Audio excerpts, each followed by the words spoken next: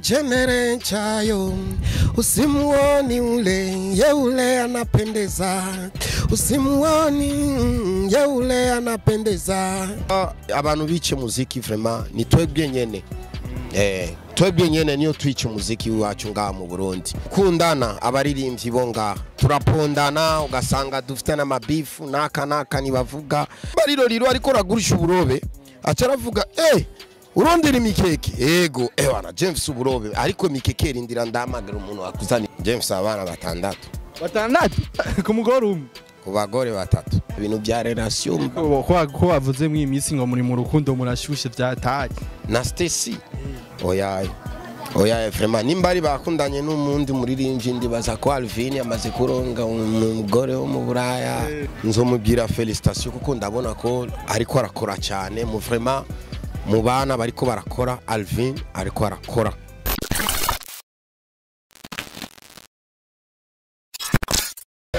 Okay, twayishikiye turinga mu bwiza twaje kurondera umwe mu mastari bamaze imisi ebana ariko arakurikirana sana usundi ni Bidondo aho twamusanze kwa Kmart ariko ararabanye n'ibintu sinzi yuko bibaje kugura imizigo canke bibaje kuhakora ibindi bintu tugira tumuyagishe muraza amateka yiyo amaze gusohora indimo nyinshi mwakunze murazibuka ni nyinshi. Bidondo vipi? Bwana poa, mambo mengine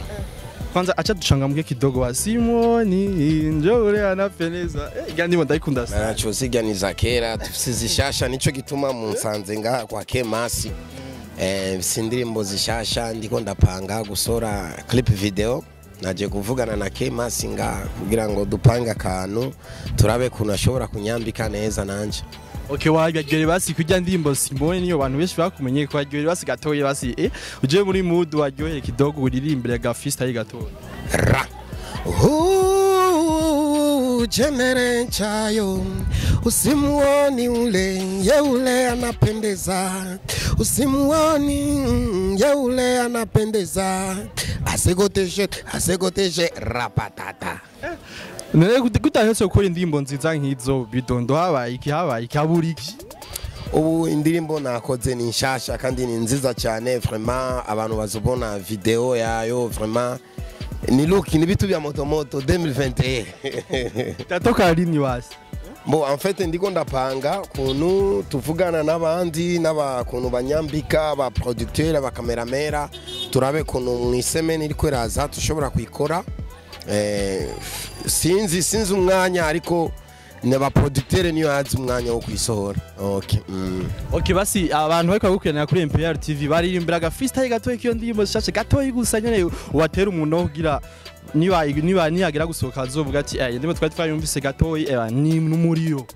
ra baba yangu musolopa mama yangu Zakia we sina bifu na mutu mimi na bifu na njala we adui zangu ni wengi wanatamani nifeleo rafiki yangu ni nani atanipenda ni nani atanisaliti ni nani mbona maendeleo yangu ni fimbo la moto kwao. Rapatata iri kuri YouTube subscribe channel yanje urayibona. Okay, reka tubananye tuyaga. Okay, twagusanze ngaha turabona by the way reka tuyage waberewe sana Bidondo wana watwitse kabisa wana look ihera ukiyatu hariya urabe gatoyi ibintu bya wambaye neza. Merci nambaye neza kubera mfise umugenzi aramanura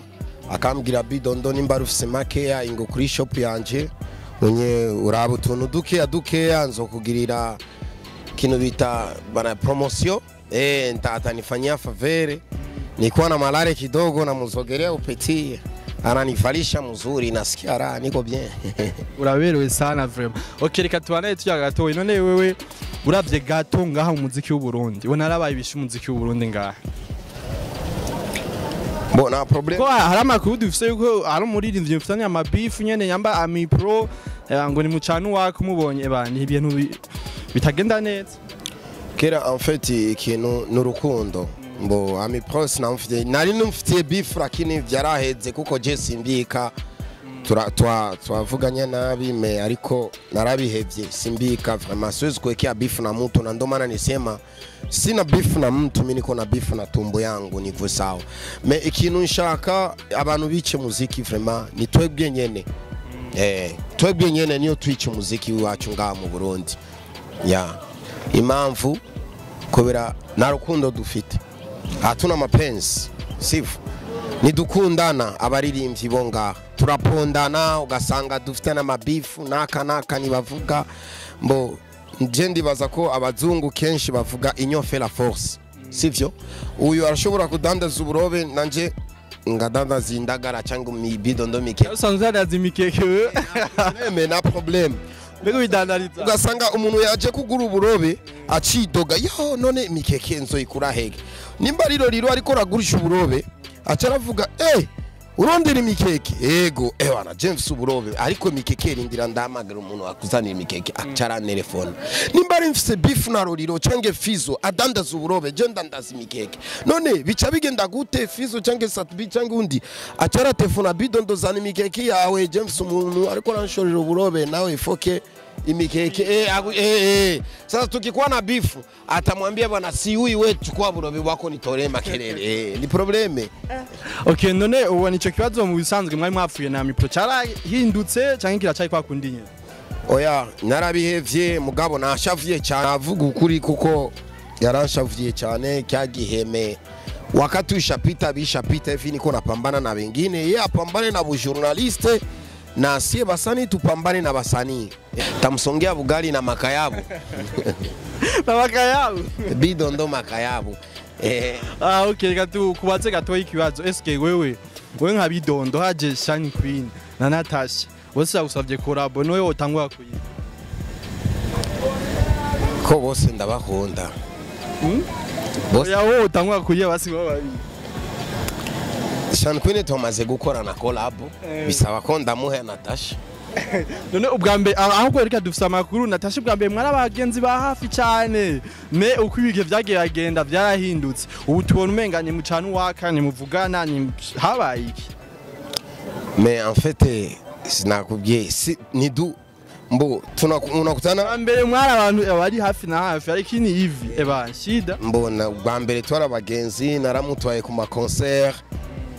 mbo ubu nimbari ibintu byarahindutse kuko ndibaza ko ari mundi mudi nanje ugasanga nanje ndi mundi mudi wiwanje ni du masirku yazikutanane lakini tukikutanana kwenye show akinialika ishawahi kunialika kwenye show nika perform show yake ya Amani ya 2015 ni perform na ayawahi kunialika kwenye anniversary yake ya zamani nilifika tukikumbana mudili sina beef naye niko poa tu lakini telefone amuongee ku telefone sina namba zake nimewahi kuibiwa simu nimepoteza simu mara pili ya kwenye mashow zangu ni namba zake zikapotea lakini nadha nikikuwa na shida naye nzomurondera na kibazo na problem hama Bidondo we bisanga nibiguherako abantu bwa mbere twabonye bisanga yuko umugore wawe gumumucamo ngo nugumumuca oya Jesse mucamo Stacy da Queen ngo murashushe nani Sise Stacy oya Stacy ni duhura njende bazako Stacy oya vraiment ni byabugenzi namupropose ibintu by'ama clip gusa byanse tugasangira gafana na bintu bya relation ko bavuze mu imisi ngo muri mu rukundo murashushe byataje na Stacy oya vraiment nimbari bakundanye n'umundi muririmbyi ndibaza ko Alvin amaze kuronga umugore wo mu Buraya byabaye nduru umugore wiki sindabizi vraiment urone urusaku ndavyumva gusa mu bashabiki ko atabasheri aho si yawaye kujimusikia kuna bificha we bana misi tobo asira kuna shida ni mufiche naogopa ni sidi umugore wawe uramutinya azokwica oya nge twabonye ebana ni umugangi na oya sindamutinya twamusize ko twara tubona umenga muragendana sana ninde madame Bidondine ubu ari mudirizi we nanje ndi mu bintu by'imiziki urabona ndiko ndapanga ibintu by'amaklipe kugira ngo ndaze gutura imbuzu ngaha kugira ngo nikora amaklipe mashasha ahubwo we nkawere uhuye na Alvin Smith nigiki wo mubwira mu majambo make amajambo nzomubwira byo narimwo byo nayikarakora nzomubwira felicitation kuko ndabona ko ariko arakora cyane mu vraiment mu bana bariko barakora Alvin ariko arakora kandi ni umupeti afise courage nananeshimiyaga ko bien nayo akani ko legende uri legende je nakuze ndagufana nubu ndacagufana je ndabona ko uri muremure uri mukuta cange ufise 40 ufise 40 mutabana oya nta 40 afise ufise waho gusa imyaka ingayo oya je ndi secret kuko mvuze imyaka iwanje oya ivuge nimba ari ngene y'abatotosho nanje ndakubona umwana uko nyene nta probleme urabona abasani abaririmbyi ni dushaje ni probleme turagira ama sport tukagira neza tugafungura tukagira gutamba kenshi urabona umuntu agire sport ngozi yawe zikogotana meje nakuze mfise imyaka myinshi. Okay, hari ama video twabonye yashyize kuri account yawe ya YouTube uja kurimba uryohera abantu muri mariage usanzwe ubikora ivyo bintu kuja mu mariage ukaryohera abantu canke ibintu vyuko nabibonye kuri account yawe ya YouTube. Je ndi libre umuntu wari wose arashobora kuza nimba ari anniversaire nimba ari mariage nimba ari diplome nimba ari rubanza nimba ari ashaka kuryoherwa nimba ari mu nzu n'abana byiwe akiniri parade shobora kuza ngatamba sigutishe bien na mkatikia malinga siko niko na problem mimi ni kazi yangu kufurahisha watu mtu wote kona rubanza akiniita na nipiga changu naenda kucheza muziki ku rubanza rwake hakuna probleme kandi rugya rubanza rwa umuririmbyi Nganziza Desire alinipiga tu soda siwezi mulipisha ule ni msanii soda tu ni Fanta mu etranger anaanza kubatiaza soda akunilipa vya free ile ni zawadi nilimwambia kumaria kupanga ni secret kumariage yako Nziza Desire mie Bidondo takuimbia takukatikia malinga wewe na sheri wako none basi urashobora basi gutambira gatoyi basi ngaho ukagwira abantu ko gukurikirana sikore mbere je ndatamba urabona aba bose ndabafanzi banje ndatamba bakabereka ikirori basi ndakunda kukira gihumbi basi ndabaririmbira ndabatambira mugabo ndaorganiza ahantu heza ari amabafre ariko ndabakunda abafanzi banje kenshi ndakoza ama concert ndashira kuri 500 francs n'umuntu adandaza amagi cange ivyema ashobora kuza akaria 500 francs ngamutambira muziki chupa natia prix normale byote nauzisha nataka nyanga tunatia pale kanyanga watu wanakunya na byote nataka watu wafurahi tunakatika na watu muziki mimi sichagui huyu sichagui huyu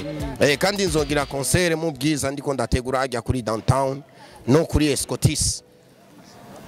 Okay, yo concert witegegari izoza kwitegura bamaze gusohora indirimbo yiwawe cyane indirimbo shasha lancement nzoyigira kuri Escotis kandi igihumbi kwinjira n'amajana 5 nshaka abantu bose n'abana bose baje bagyohegwe nahajya kuri downtown bizoba bwiza cyane mama uzoyikora ahantu habi nakwamagaye mama uri papa concert zibiri none mwizo concert nta bastar uzotumira zori wenyene cyangwa uzohabwa abandi bagufasha mbo saba stare biwanje tumfikana namaze kubafasha ama lancement yabo ya launch kubuntu nabo bashobora kuba telefona bakaza vraiment bwana abantu bakona telefone usanga ari Stacy ngaho oya si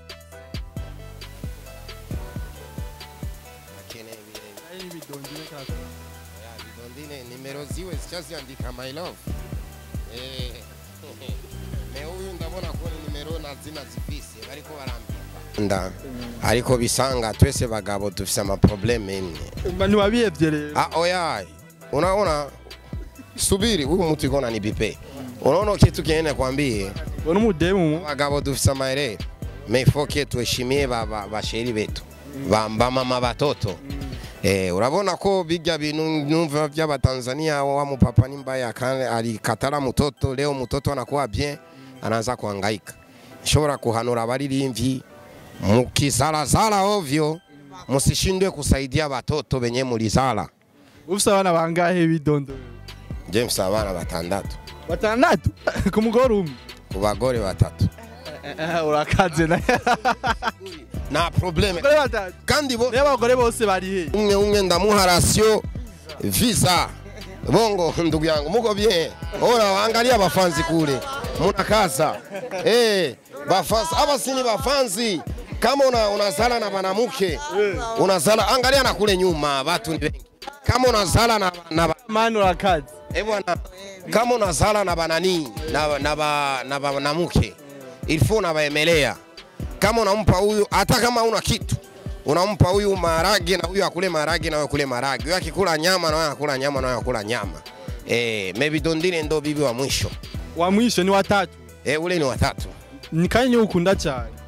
Ndo mwenye tuko naye sasa. Bale abandi wabashize none. Bali jigumua lakini na wapaga rasio. Bazo kukubita Bidondo usatata kugutera mwili wawe. Oya, mtu mwangupatia rasio utamupiga. Sasa. Ne rasio niwe bashaka gusa wibaza. Bana kama mtu barashaka nibindi. Kama ulizana na mwanamke, unamwemelea mzuri hata kama mko pamoja, atabakia na kuheshimia. Bongo. Lakini kama umwemelee mzuri, unazala naye unamtupilia tu, hata kuheshimia atasema akyaki gabo ni problem ni fake. Bugale uriyemera uvuga ati barabose rasio imwe. Ndabasumira. Noro uhindura uvuga ati no musi reka nje kurara hariya Bidondine acani mutupe huko. Oya birashika ni secret sinshobora kubivuga. Ni secret wabi empire sinshobora kubivuga kuri ni turab Imperial TV ni Imperial. Siga Imperial satbi Imperial. Imperial na wagwan subscribe kuri Imperial TV Bidondo Love. Okay, hama Bidondo hari abantu bari hanze manzi misi yumva ba DJ Kisi ba Janvero ba Mario Barote nakaka jambo wabwiye nde bazurabazi aba DJ bo hanze apana ngamo abantu bamaze imisi bafasha baririmbyi sinzi ukunda kumva indimbo z'abarundi barakunda kubacishamo cyane. Ndashaka kubabwira ko badufashe abazi yo ndabumva kuko barabavuga. We nta support ushaka ko bagufasha nk'icyo basaba abantu. Umuntu ashaka kumfasha na probleme je ndi tayari kuko nanje siyajeneza naba baramfasha ega kuza muri concert yanje bakariya ico gihumbi cange 500 uko ni kumfasha. Ni rukundo. Nigiye concert muri Escotisa babafanzi banje Bidondo turaje kumuraba Bidondo bana we concert zawe imiso zamazisara kweli ngo wazanye abantu bazi gutamba. Baratamba neza mfisa abakobwa barazi gutamba mfisa abagabo barashuha nanje nyene ni kata moto. Ma clip ugiye kuzana uzogo bambaye vya bitenge vyawe vya kera canke uzoba wambaye neza uberewe mu style zose ndazambara nimba ari bitenge ndabyambara nimba ari bisusu ndatamba ngashiga gakundi byose ndatururutse. Nagira tugeze imbere mu 2020 before yuko mame 2020 fo kuhindura ukazana ibintu bigezwe nuzo kumuzana ivyo muri 2004 tukiraba turavanga kuko urabona abafanzi ifo kubafurahisha unachanga ma style zote. Urabona ijya ndirimbo ya banachanga ijya ya nani bararirimba ni ndirimbo shasheri kuri top me ugasanga bambaye ibintu by'ibitenge bakahindura bakambara ibintu by'ikizungu turavanga kuko hatwezi sawa ifoke dushira kiwacu n'amababa n'amayani ifo kwambara byose tugashirako. Kuzunza ibisusu n'ivyo waje kuzunza ibisusu n'ivyo abarundi style sasa oyaye turakubita cyane n'ivyo bakongomani ni byose barazunza. Okay, reka tugushimiye ko mwanya duhaye rero tugushimiye ko mwanya duhaye. Merci beaucoup. Ni Empire TV kuri Mike Arinde Guy Bienfait Castam ajya kuri kamera Munyama Akibar no mumizima ni mumizima ayo Rusufero ni shetani Akibar ni imana Akibar Rusufero manke itwa imana shetani okay hahindure ni DJ Nzo mwamagara Akibaru cameraman subscribe kuri Imperial TV wabwire no kuri YouTube yo wagenda agira subscribe. Nshaka abafanzi banje ubu bintu ndashaka kubabwira ibi bintu byarahindutse nimba rufise ga telefone gafise WhatsApp canke Facebook raba option itwa YouTube ugenda wandise Bidondo gusa ucubona indirimbo zanje zishasha nziza za zindi zanatamani wose katale meme kama wasuna mwengine nifanye basi namba mbili kama wauna nambiyeyo usimuone ule anapendeza usimuone ule anapendeza asikoteshe usimuone ule anapendeza vraiment ndabakunda banje ndabakunda abafanzi bo mubwiza cyane bashikiza bitege vuba ibyo ugiye kwakorera mu mwaka 2021 ababwiye ko ndiko ndategura indirimbo shasha shaka dutambe n'abafanzi banje bose kandi nzotambira no ngaha ndabona ko ngaha barangunda na bose nzoshira abantu bose muri clip vraiment itakuwa ni moto moto. Ni kandi ningependa kumshukuru K n'umustilise wanje aranyambika neza, hanyuma ibintu vyiwe vraiment biri prix normal, tukabigura abasani akatugirira agapri gato gato, agatwambika mu maclip, agakodesha nimba rufise urubanza, nimba rufise mariage, nimba rufise fete, urashobora kuzanga ugakodi, unakodesha nguo unavala, fete ikiisha unarudisha.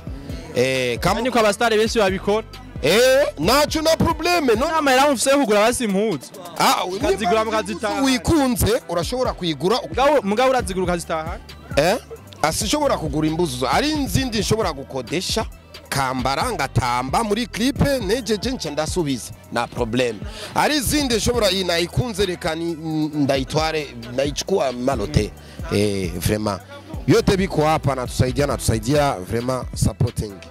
Okay, tugushimiye rero ngiye kuzosubika ikindi gihe. Na probleme, merci beaucoup. Asante.